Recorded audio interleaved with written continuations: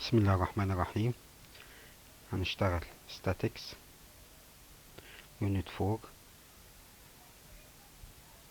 general equilibrium. general equilibrium بنشتغل على حالة الايكوليبريم اللي فيها شرط ان ال resultant of forces تكون equal 0 والمومنت about any point equal 0. في الجنرال equilibrium بنحاول نحول الفورسز كلها لتو direction، واحد اتجاه الاكس واحد في اتجاه الواي اكسس، وبالتالي الار ايكوال 0 دي بتتقسم شرطين، ان الفورسز اللي على الاكس اكسس بتكون ايكوال 0 والفورسز اللي على الواي اكسس بتكون ايكوال 0. اذا في الجنرال ايكوليبريم انا بتعامل مع الثلاث شروط دول، بتعامل مع حالتين اساسيتين، طبعا في مسائل تانية لكن دول الحالتين الاساسيتين اللي في المنهج، حالة اللادر وحالة الهنج. دايما مسائل الجنرال ايكوليبريم غالبا بتبقى حالة من الحالتين دول. اولا حالة اللادر. اللادر نوع من المسائل زي اللي درسناه قبل كده في الديفرنشيشن، محطوط ما بين ارض وحيطة، فبيلمس الارض هنا وبيلمس الحيطة هنا مثلا عند بوينت A وبوينت B.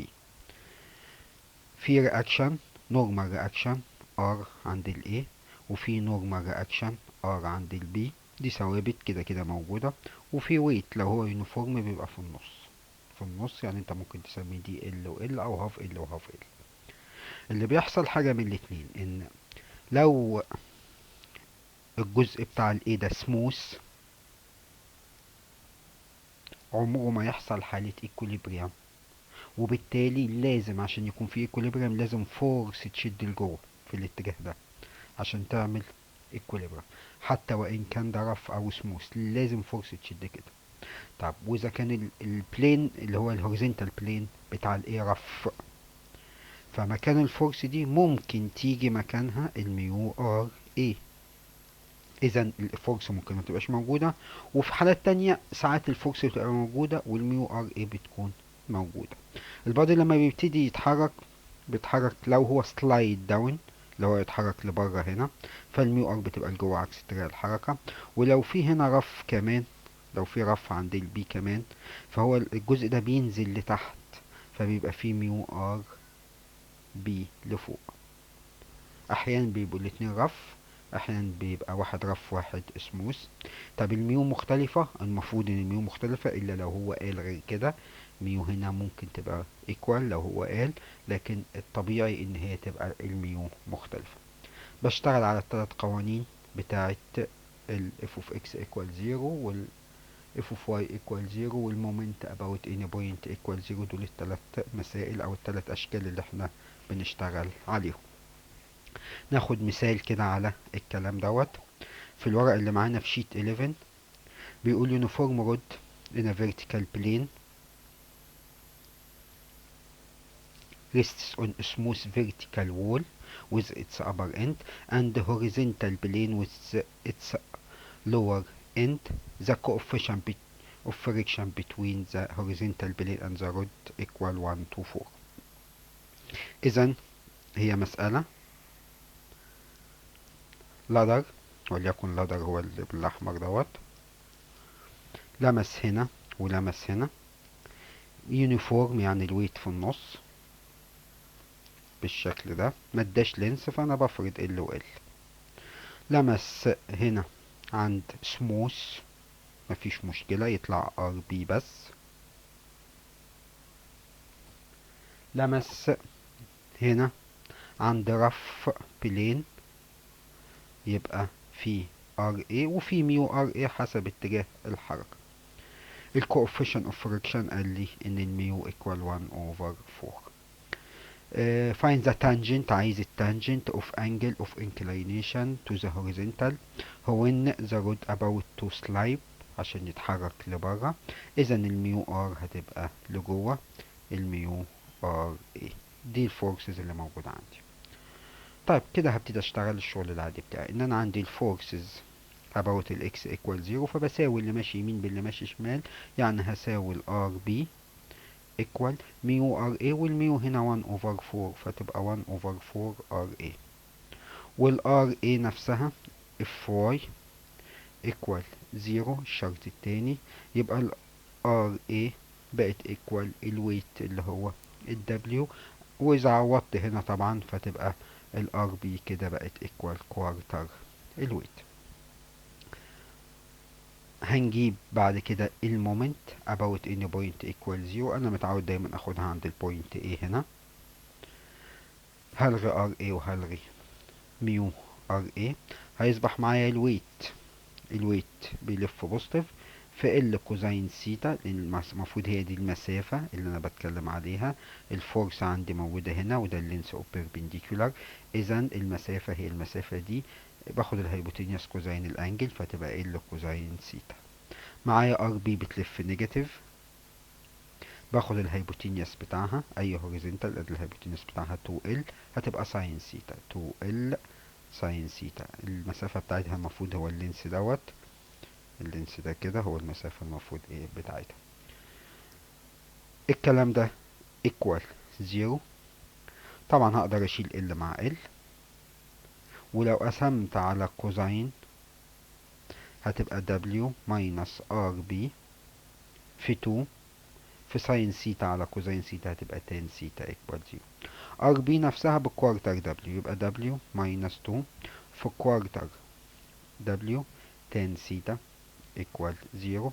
W كمان هتتشال مع W يبقى 1 minus، ودي هتبقى half tan سيتا equal 0. معنى كده ان tan سيتا هتطلع equal 2. يبقى ده اجابة السؤال اللي هو طب. سؤال تاني كمان على نفس الفكرة.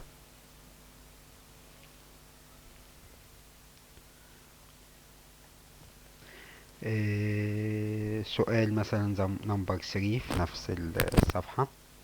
uniform ladder of weight 40 on smooth rests on smooth vertical wall. الوول هنا smooth and its end B on a rough horizontal ground. هنا rough، اذا هنا في ميو ار كده كده، في ار اي هنا، في ار بي هنا، ويت في النص هو يونيفورم، يبقى الويت equal 40 lies in vertical plane and inclined to angle 45 to the horizontal. A young man of weight equal weight of the ladder، نفس weight اللادر ascends the ladder and the ladder is about to slide when the young man ascend 3 over 4 of the ladder length. يعني الراجل فضل يطلع لحد ما وصل 3/4 المسافة. الراجل وزنه نفس وزن اللادر، لما طلع 3/4 المسافة اللادر ده about to slide يبقى هيتحرك لبره، اذا الميو ار هنا اتجاهها لجوه، ميو ار ايه بقت في الاتجاه ده. عايز الكوفيشن اوف فراكشن، دي الجزئية الأولانية. طيب كده خلاص ده كان سموث ما عندوش أي مشكلة. نبتدي نساوي الاف اكس ايكوال 0، يبقى أنا هساوي اليمين بالشمال، وبالتالي ار بي كده بقت ايكوال ميو ار اي. يبقى أنا سويت اللي ماشي يمين باللي ماشي شمال، اللي ماشي لفوق باللي ماشي لتحت. ار اي بقت ايكوال 40 بلس 40 بقت ايكوال 80. إذا ار بي أقدر أقول إن ار بي بقت ايكوال 80 ميو. يبقى لو انا عرفت قيمة الار بي هقدر اعرف قيمة الميو. ببتدي اجيب مومنت عند اي بوينت ايكوال 0، هجيب مومنت عند الاي ايكوال 0، فهبتدي هلغي ار اي وهلغي ميو ار اي. هفرض اللينس ده 3 كوارتر، انا ممكن افرض بالكوارتر عادي، لكن انا بحب دايما ما اشتغلش على الفراكشن، فهفرض ده 2 ال وده ال وده ال. هبتدي اقول ال 40 الاولانية لف بوزيتيف، المسافة بتاعتها هتبقى 2 ال كوزين 45. ال 40 التانية اللي هو الراجل بالبوزيتيف، في المسافة بتاعته هتبقى 3 ال كوزين 45. الار بي هتبقى هي اللي نيجاتيف، في المسافة بتاعتها هتبقى 4 ال ساين 45. ال 45 بالنسبة لي من الانجلز الكويسة. ليه؟ ال 45 الساين زي الكوزاين، فبقدر اشيلهم مع بعض واريح دماغي منهم. كلها ال، فهشيل ال برضو مع ال. هيفضل معايا هنا 80، هيفضل معايا هنا 120، وهيفضل معايا هنا 4 ار بي. الكلام ده كله equal 0. دول مع بعض 200 equal 4 ار بي. معنى كده ان الار بي بقت equal 50. طلعنا الار بي equal 50. انا معايا ار بي equal 80 ميو. الايكويجن دي ار بي equal 80 ميو. معنى كده ان 50 بقت equal 80 ميو، يعني الميو تطلع كده equal 5 over 8. ده الجزء الاول. الجزء التاني بيقول لي if the young man want to ascend the ladder, find the minimum horizontal force acting on the lower end. عشان الراجل ده يطلع لفوق. كأنها مسألة جديدة بحالة جديدة.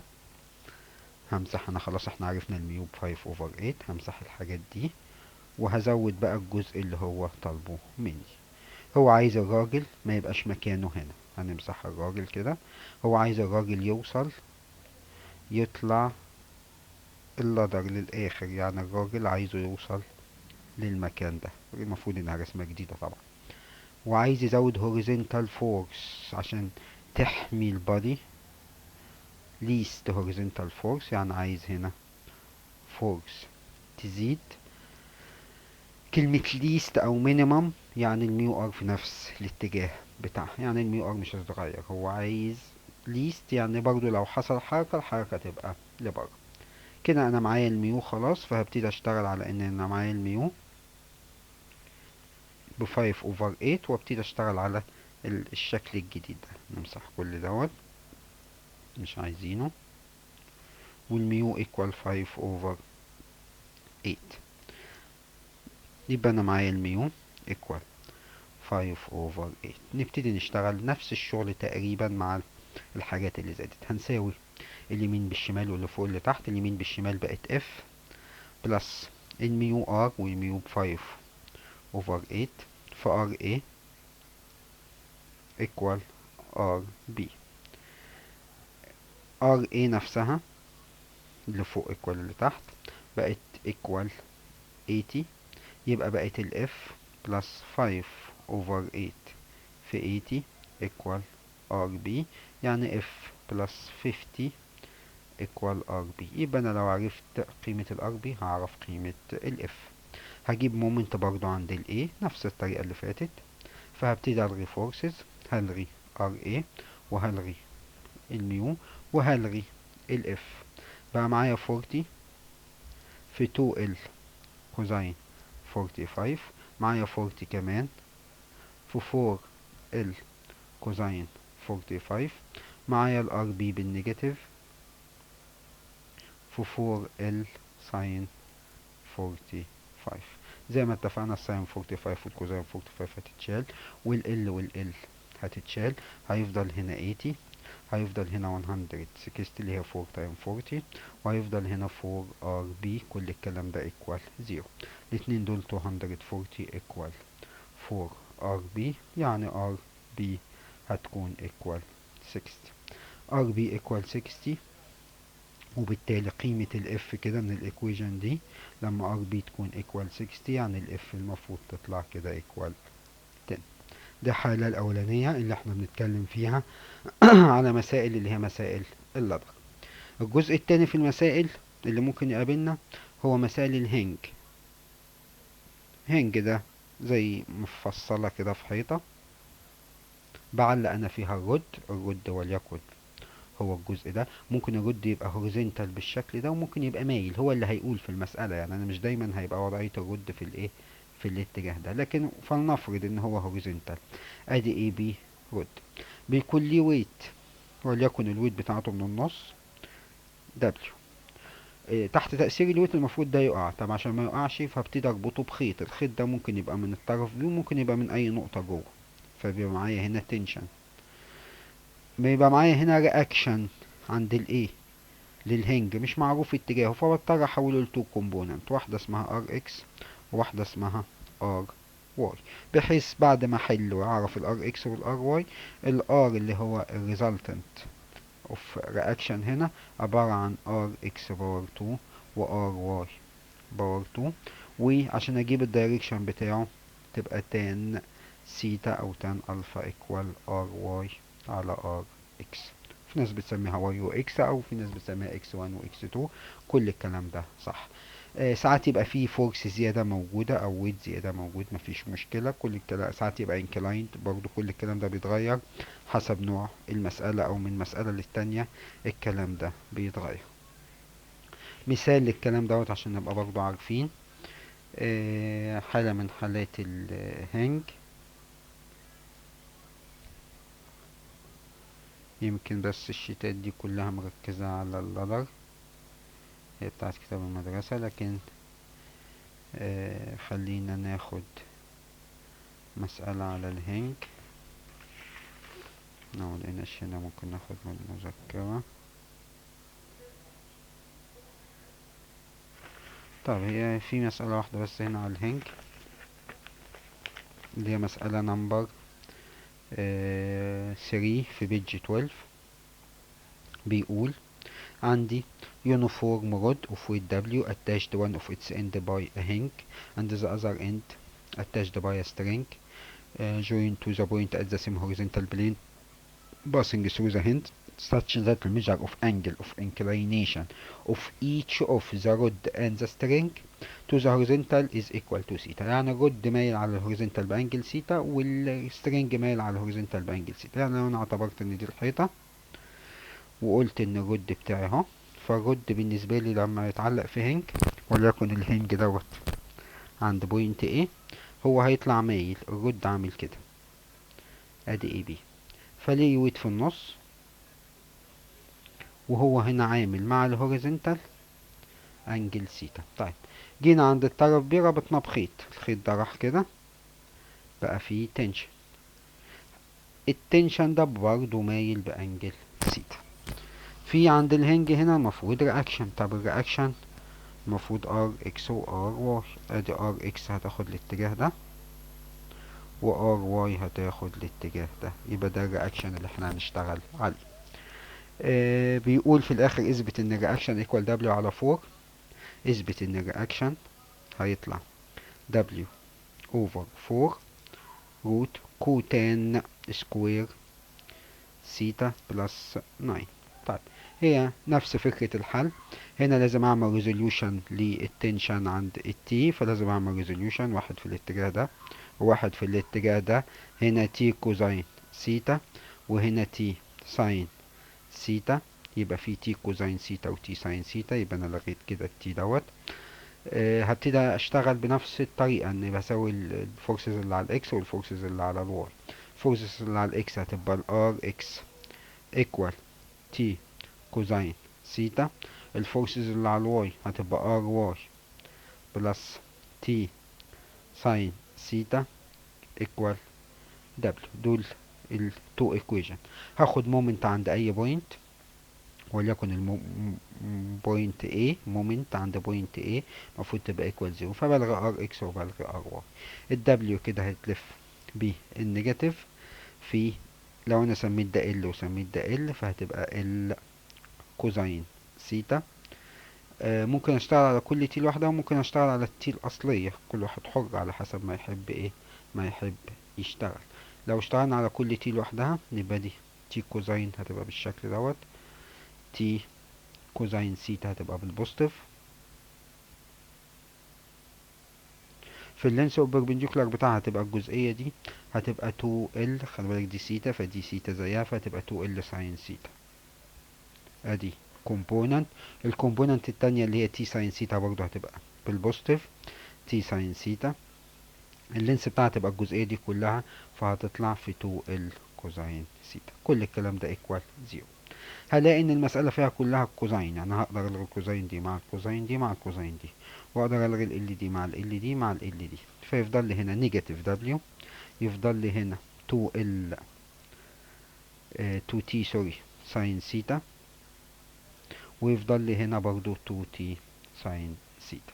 الكلام ده ايكوال 0، يعني 4 تي ساين سيتا، وهودي الدبليو الناحية التانية تبقى دبليو، فاقدر اطلع التي بدلالة الدبليو. التي هتبقى دبليو على 4 ساين سيتا، واقدر اكتبها دبليو اوفر 4، وعكس الساين كوزيك سيتا اقدر اكتبها بالشكل ده.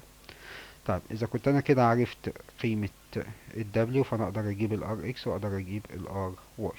الار اكس المفروض ان هي ايكوال تي كوزين سيتا، تي كوزين سيتا. هشيل التي واحط دبليو على 4 ساين سيتا في كوزين سيتا، فبقت ايكوال دبليو على 4 وكوزين على ساين بكوتان سيتا، بقت دي الار اكس. هكمل فوق هنا الجزء اللي انا طالبه، هنلغي الكلام دوت بقى، مش محتاجين الرسمة خلاص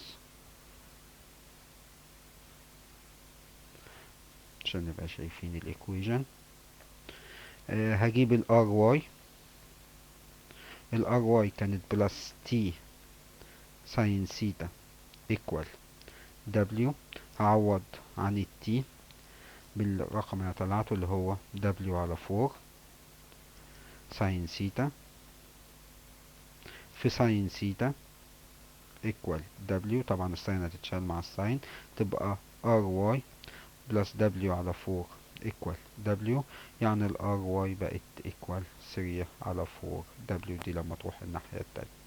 طلعت ار اكس وار واي. انا عايز اجيب الار. الار عبارة عن روت ار اكس سكوير، يعني هعمل دبليو باور 2 على 16 كوتان باور 2 سيتا بلس ار واي باور 2 هتبقى 9 على 16 دبليو باور 2. هاخد 16 برا كومن فاكتور فتطلع برا الروت ب4. هاخد دبليو باور 2 كومن فاكتور دي هتطلع ب4. 16 باور 2 هتطلع ب4، دبليو باور 2 هتطلع بدبليو، يفضل تحت الروت. لما خدنا دي ودي فيفضل كو تان باور 2، دي كانت كو تان باور 2 بلس 9، وده هو اللي مطلوب بالنسبة لنا ان نطلعه. حالة دي من الحالات الايه الهنج اللي احنا بنتكلم عليها، ممكن تتحل بالايه بالشكل دوت. ممكن ناخد مسألة تانية على الهنج برضو. ممكن نشوف واحدة من مذكرة الامتحانات اللي معاكم، واحدة تكون على الهنج.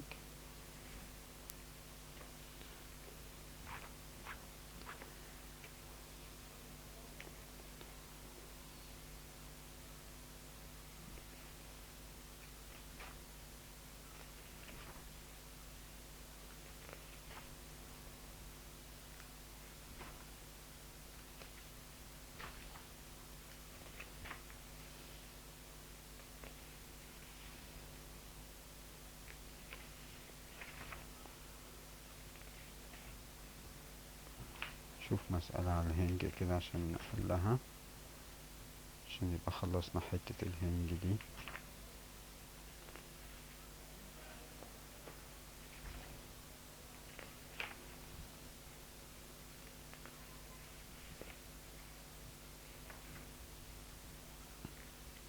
المشكلة بس ان هو دايما اغلبية المسائل بتبقى على اللدر مش على الهنج. نحاول نشوف واحدة.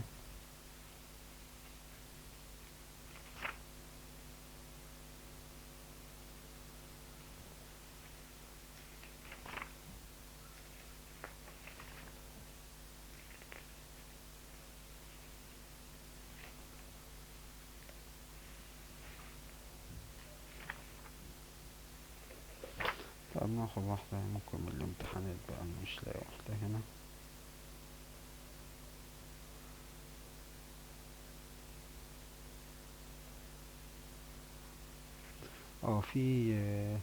في امتحان اوجست 2018، اخر سؤال خالص اللي هو المفروض في عندكم في المذكرة بيج 275، اوجست 2018.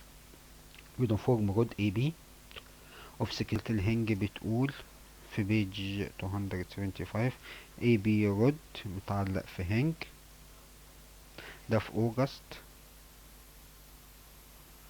2018. اخر سؤال خالص. هنج اي بي يونيفورم، فالويت كان ب8 في النص وسكستي، يعني دي بقت 30 ودي بقت 30. تعلق ويت كمان على مسافة 40 من A، فدي ويت كمان، ودي بقت 10 ودي بقت 20. جينا ربطنا بخيط، الخيط دوت عند بوينت هنا بقى فيه تنشن، والبوينت دي على مسافة 80. في رياكشن هنا يتحول Rx و Ry. في تنشن هنا هيتحول، التنشن ده هيتحول عن طريق الانجل سيتا، هنا تي ساين سيتا وهنا تي كوزين سيتا. طبعا ساين سيتا هقدر اجيبها 80 على، وده هيطلع ب100 فهتبقى 4 على 5، وكوزين سيتا هتبقى 3 على 5. دي خلاص اتشالت. هنبتدي نشتغل بقى الشغل بتاعنا. هنساوي الار اكس بالتي كوزين سيتا، ار اكس ايكوال تي كوزين سيتا، وكوزين سيتا 3 على 5 فتبقى 3 على 5 تي. الار واي بلس تي ساين سيتا، ساين سيتا 4 على 5 تي، بقت ايكوال اللي تحت اللي هما 14. مومنت عند اي بوينت، هاخد مومنت عند الاي ايكوال 0، فهشيل ار اكس وهشيل ار واي وهشيل التي كوزين. هيفضل معايا 8 بتلف نيجاتيف في 30، هيفضل معايا 6 بتلف نيجاتيف في 40، هيفضل معايا تي ساين سيتا المسافة بتاعتها ب 60. الكلام ده ايكوال 0. دي بقت نيجاتيف 240 ودي بقت نيجاتيف 240، ودي بقت تي ساين سيتا في، دي هتبقى نيجاتيف 4 ودي هتبقى نيجاتيف 4، ودي بقت تي ساين سيتا اللي هي 4 على 5 تي، بقت ايكوال 0. دي بقت نيجاتيف 8 بلس 4 على 5 تي ايكوال 0، يعني التي كده بقت ايكوال 10. التي بقت ايكوال 10، يبقى انا هعوض عن التي ب 10، فهتبقى دي بقت الار اكس ايكوال 6، الار واي لما اعوض ب 10 دي بقت 8، تبقى الار واي بقت ايكوال 6. اذا انا اقدر اجيب الار عبارة عن 6 باور 2 بلس 6 باور 2، هتطلع 6 روت 2. التان سيتا بتاعتها هتبقى ار واي على ار اكس، فهتبقى ب1، يعني السيتا هتبقى عاملة انجل 45، ودي بقت هي المسألة بتاعتي. والسلام عليكم ورحمة الله وبركاته.